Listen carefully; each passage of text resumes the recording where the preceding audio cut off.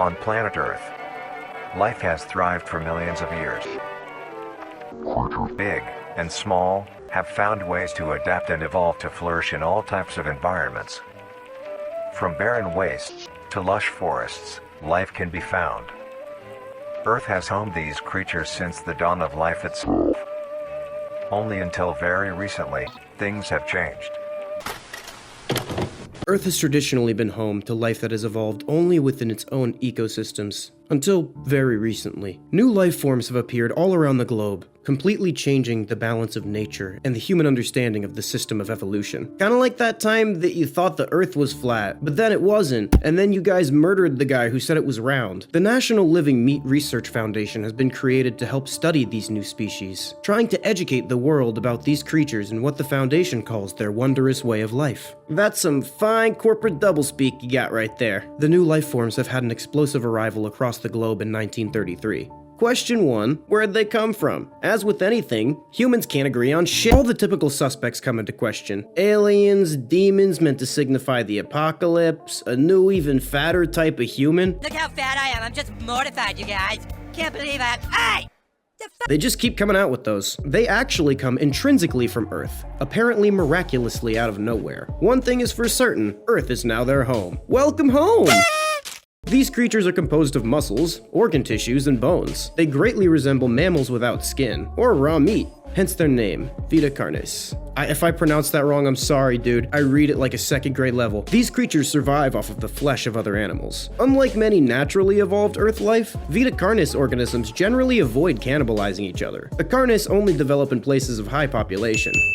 And higher level CARNIS life forms can only generate when they're in a high density crawl area. This leads us to the first species. The crawl is a growth of meaty tendrils that closely resemble the small intestine, the only difference being the dark red coloration. These tendrils grow in a similar pattern as vines, mold, or fungi. A primary structure is the host to many other offshoots of tendrils. These tentacles are filled with veins and arteries, as well as vascular systems for the transportation of nutrition. The end of these tendrils are equipped with organelles to absorb water and other organic nutrients necessary for growth. It can also obtain energy via photosynthesis. The crawl thrives in almost all environments, and thus, its recent inclusion in the food chain has had wide-reaching implications on the balance of the ecosystem. Some may assume that the crawl would outcompete native life and lead it to become a dangerous invasive species, leading to complete ecological collapse. On the contrary, in the crawl's unique lifestyle, it drops its tendrils, which decay into a nutrient-rich sludge, making the plants around it not only survive, but thrive. The animals eat the bigger, healthier plants, resulting in a bigger, healthier ecosystem. They can also just straight up eat the delicious crawl as well. The presence of these animals also leaves poo-poo for the crawl to eat, because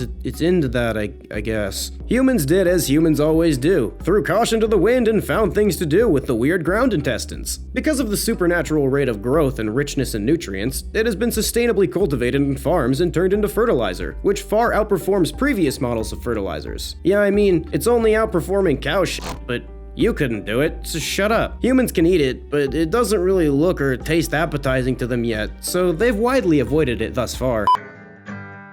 These will be the ingredients you will need. 3 cups of penne pasta, 3 cups worth of fresh crawl. Try to get a variety of sizes when you buy yours, or when you harvest them yourself. 1 cup of cheese, 1/2 cup of green onion, 1 teaspoon of salt, 2 tablespoons of Cajun spice, 2 tablespoons of parsley, 1 tablespoon of dill, 1 tablespoon of garlic, a pinch of pepper. And finally, the most crucial ingredient, Nutrier Company's newly released flavor enhancer. Grab your crawl and a sharp knife. Begin to cut the meat into a rough mince.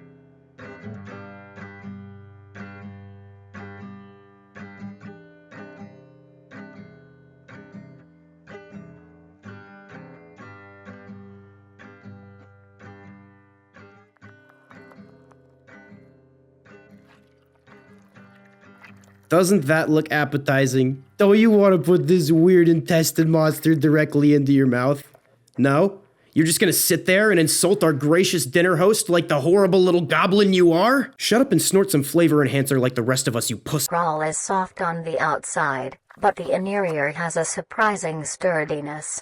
Then, gather the meat and set aside. Take your minced crawl and spread it evenly across the skillet. Stir occasionally until crisp and brown. Your crawl will be brown and crisp. I'm not trying to roast anyone's cooking, but I'm a bit of a chef myself, eating almost every creature I come across. And honestly, looking at this crawl, I think some nice cream sauce, maybe a penne alla vodka with some deep fried crawl dusting over the top would be nice. Or maybe just not eating the abomination in the first place. The crawl also provides the backbone to the other VITA CARNIS lifeforms. Sometimes, a nice juicy little meat tumor will form on a section of the crawl. God, I'm getting hungry just thinking about it. This little giblet will fall off and become its own independent organism, one of which is known as a trimming. Trimmings are small animals that resemble skinned raccoons, which are things that aren't piled up in my garage. They're described as having a plump body, round head, small eyes, nose, and ear holes, and an agape mouth. Ready for, yeah. Each of the individual trimmings are different with a unique body shape, number of limbs, and other characteristics. The largest recorded instance of a trimming is 20 centimeters in length. It feels good not to be the only thing described as an unsightly and cowardly creature, as the trimming chooses to run and hide from danger in all circumstances rather than fight. It will first separate from the crawl and wander to find anything it can consume. Its diet consists of rotting plants and meat. Trimmers are omnivores and can hunt for meat and look for plants, but they're almost entirely scavengers. They lie at the bottom of the food chain, and in a normal species their numbers would decline. But the crawl's constant production of new trimmings keeps their population healthy. These creatures reach maturity in around 7 months and have a lifespan of 2 to 4 years. They're often considered pests, as they dig through human trash cans like me, but some people keep these meatballs as pets. You may want to get yourself a trimming. These lumps of meat have grown a reputation to be a loving companion for many people in the recent months, although most people may not know the proper ways to care for them. Taking care of a trimming is fairly easy. The first thing to keep in mind when keeping a trimming is the temperature of your home. While trimmings are resilient to both high and low conditions, you want to keep your base temperature near room temp, maybe slightly cooler. That being said, trimmings prefer warmer areas to nest. A simple setup you may use is a box with some blankets on the inside. And now, you have a comfy bed for your buddy. Trimmings are not picky eaters and will eat anything you give them. A diet of dry cat or dog food that is high in protein, provided 2 times a day, is best. Trimmings are nocturnal and make plenty of noise.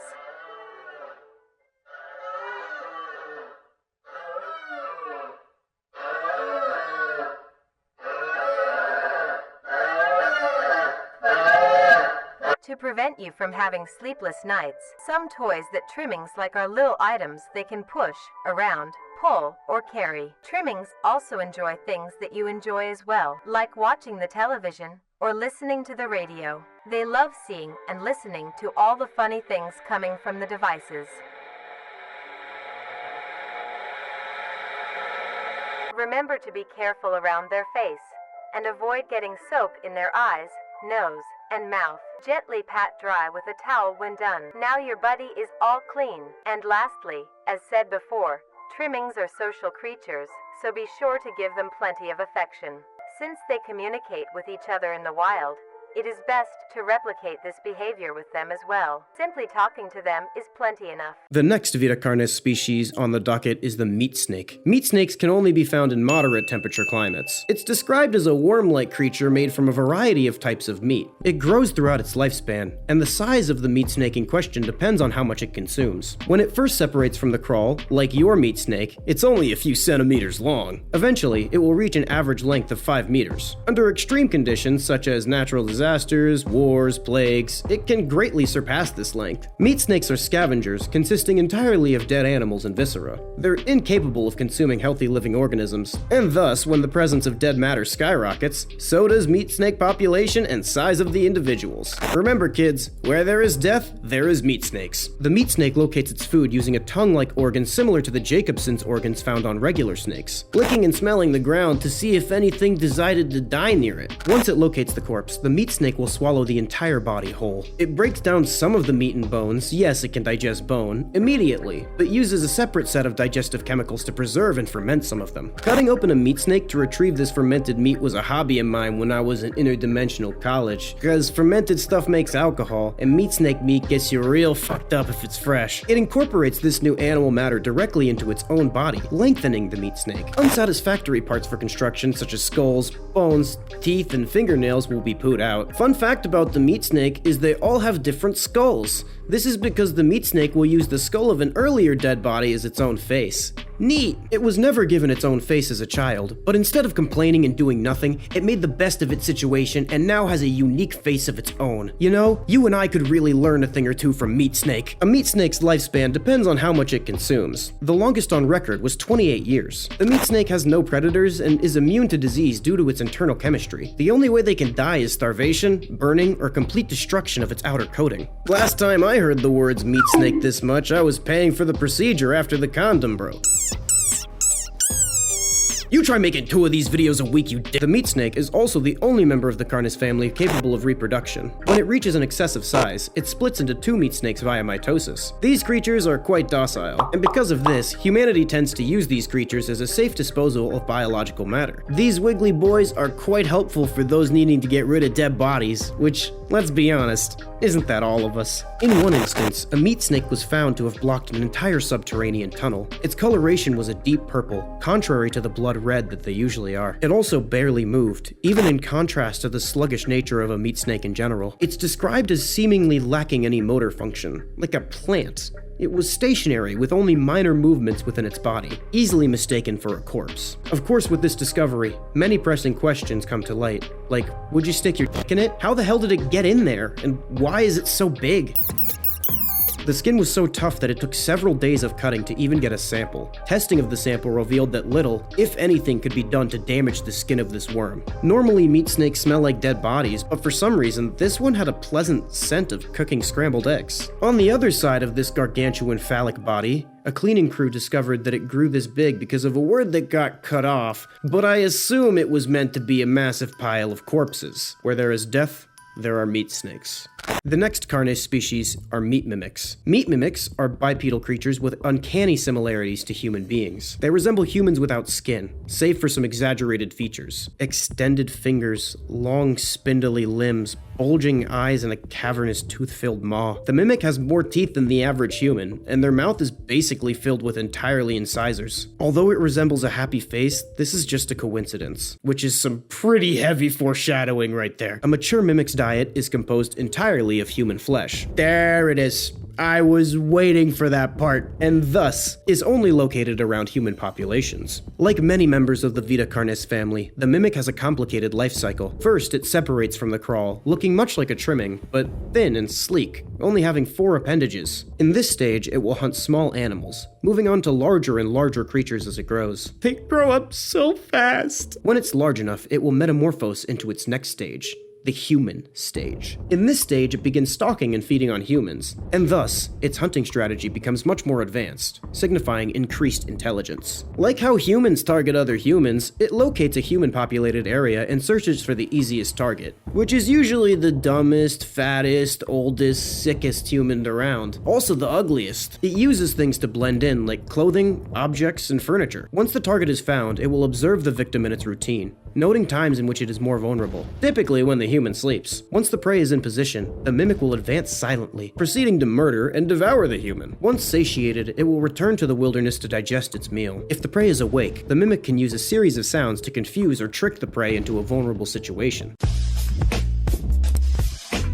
See, that right there is why I own a gun. See, finishing that sentence right there is a move of a demonetized man. The next stage of a mimic's life cycle has 2 possibilities. If it has a stable amount of food, it will grow more human-like features, skin, hair, etc., and will eventually look almost identical to a human, save for its uncanny features. Fake it till you make it, that's what I always say. This allows it to blend into civilization, and to lure humans more effectively to their death and digestion. When it has an overabundance of food, it will grow into a larger being, proportions increasing in length, and its human-like features will fade away. It grows a dark, thick, flexible skin membrane, which is highly durable and increases in strength as the mimic consumes more. It's completely covered in this other than the face, which now has pinkish skin. You look like a clown! The teeth have moved back further into its maw as well, leaving the elder mimic's mouth as a toothless grin. Hey baby, I'll call you when it's time for smash or pass.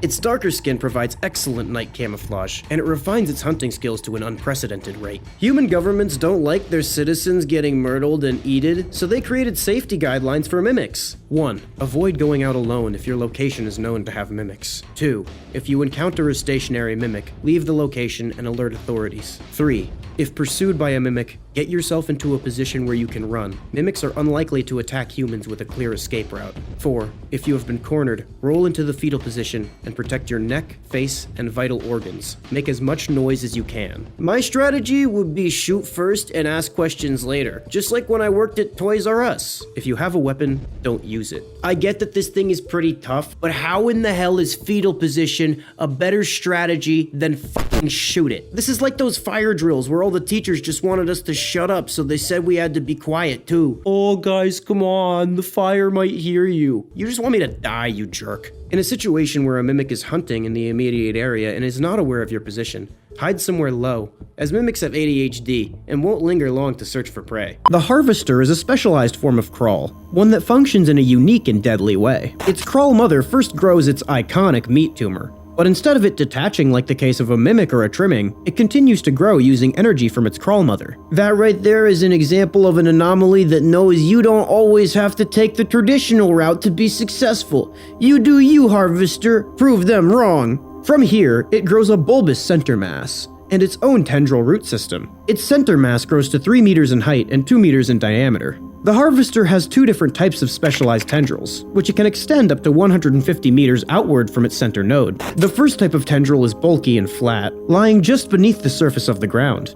It has 2 sets of spines that face upwards. When a creature wanders over the tendril, sensory receptors on the tendril detect the creature, and the spines clamp onto the animal while the tendril thrashes violently. The spines then inject neurotoxic and anticoagulant venoms, which cause paralysis and accelerated blood loss respectively. There is no cure for a harvester sting, and fatality is 100%. Well, that's the case for large earth mammals, but me? I inject this shit for fun. The second type of tendrils sense the blood and begin to wrap around the animal and slowly absorb the red life liquid.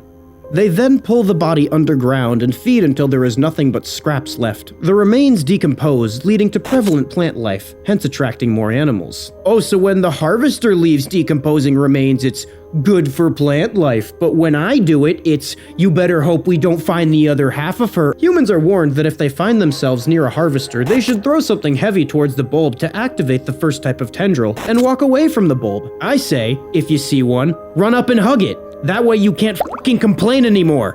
Next unique little critter on the docket is the host of influence, but its friends call it the host. Its name is derived from a host who invites guests to an event, not to be confused for a host, a harborer of parasites or disease. That sounds like something someone specifies when they're nervous that someone else might be nervous, which I am. The host is only found in North America. It's a semi-humanoid looking organism with the structure of a head, torso, and arms, but sharing no other characteristics with humans. Its head stands on a bent neck, with a slit inside that's used for feeding, and if you're super adventurous, maybe other things if you know what I mean. Okay, I'm sorry, I'll leave. The host's back is lined with pores that have hollow hair-like structures protruding from them. These fire biohazardous spores out into the air. Obtaining info about the host is very risky due to these spores, but that's okay, because I got plenty of humans to throw at it. When inhaled, the particles will infect the brain of the organism. After a few hours, the brain and thought process of the affected individual will change. The first wave of symptoms include restlessness, sluggish movements, numbness, and lack of coordination. After a few hours of this, the second wave of symptoms begin: dizziness, migraines, impaired speech, and trembles. 6 to 7 hours later, the organism will proceed to cease all activity and wander towards the infector host, and graciously open their chest cavity so the host can nom nom on all their delicious organs and viscera giblets inside. If the infected doesn't get to the host in 36 hours, the effects will fade and they will return to normal. Again, Earth life is a lightweight. We used to huff these spores in high school. They're just like really strong shrooms to us, but with a meaty undertone. If hosts can't find enough prey, like the common predatory oak tree, they will unroot themselves and move to find more animals to eat. Next up is the monolith, a creature first documented in June of 1972, in the town of Oh yeah, I hear is beautiful this time of year. There are only lucky number 7 monoliths, all located in a circular position 1.5 kilometers in diameter. The ring of monoliths surrounds I'm not sure if they bleeped because of secret or just dirty because of they're in a circle and it might be monolith bukak. The monolith is a Titanic-sized being measuring 120 meters in height. It has 2 tree trunk-like legs firmly embedded underground with many root-like meat strands that extend horizontally underground for great distances. The creature itself is made of thousands of meaty strands tightly woven together to form its body structure. The strands end at the neck, fusing into a solid mass in the shape of an upside-down triangle with a hole in the middle. Instead of arms, it has dozens of long rope-like appendages that barely reach the ground. Okay, that's not ominous at all.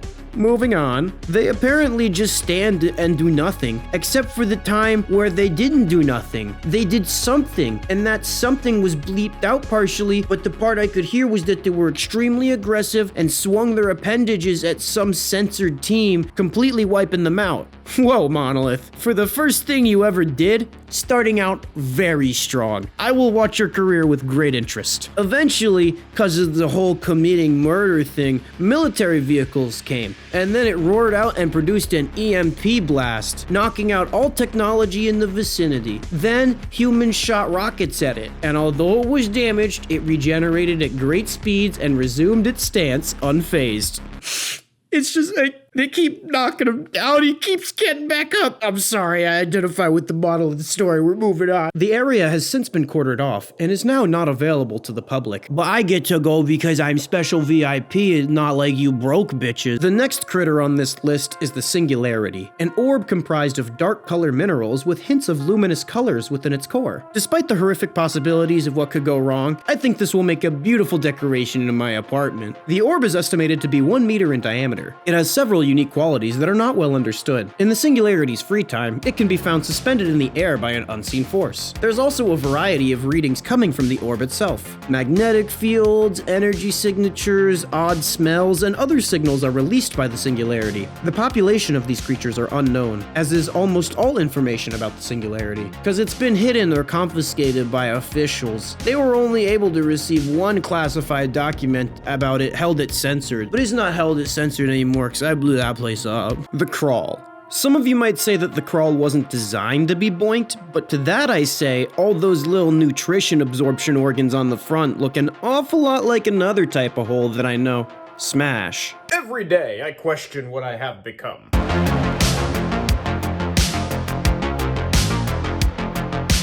Trimming. This thing is described as looking like a skinned raccoon. Last time I tried something along those lines with a skinned raccoon, I got a disease and a felony. Pass. Meat snake. Now initially, some of you might think that a cylinder made of putrefied meat would be a pass because of sepsis. However, because of the internal chemistry of meat snakes, it is inhospitable to diseases, so it can't give you an STD. Smash. Meat mimic. This thing is one of the closest analogs to a human being on this list. It's never noted whether or not this creature also uncannily replicates a butthole or naughty bits, but I'm going to assume it has at least one out of the two, because if it needs to eat, it needs to poop. Smash. The human disguised mimic. This is still a smash, but for a reason that might sound counterintuitive, I'd actually rather smash the meaty one. This is because as things get closer to humanity, they actually get more uncanny. Like, the skin one freaks me out a lot more than the one without the skin. Also, the meaty one's probably slimier. Elder meat mimic. The elder meat mimic might seem a bit big for some of you, but you forget that its teeth actually slide to the back of its throat when it becomes an elder. Sounds like this monstrosity could take you to Sloppy Top City. Smash.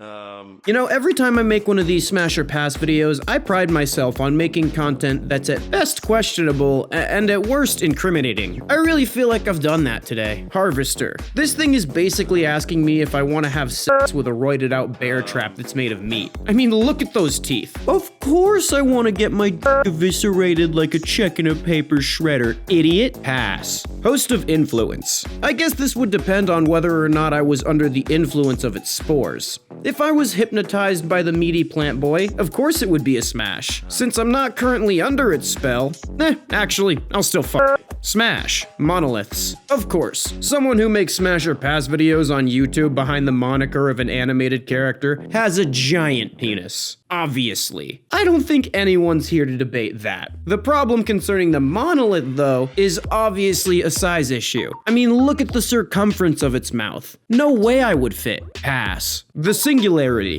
I have major commitment issues, so committing my eternal being into another eternal being sounds like moving in together before you've even had sex. Recipe for disaster down the road. Pass. If you want me to come back and examine the rest of the VITA CARNIS universe, make sure to like, comment, and subscribe with all notifications enabled, or I'll drop you off in the last known location of a mimic with no arms or legs. I want to thank Darian Quilloy for making this great piece of media and being so cool when I hit them up to tell them I was making a thingy about it. I'll be linking to their work in the description. I want to shout out Connor from the Trademark Boys and Pardi Productions for helping me create this video. It was way too long for me to take on my own, and I really think we pulled together and made a nice piece of media. Shout out the inner circle. Love y'all.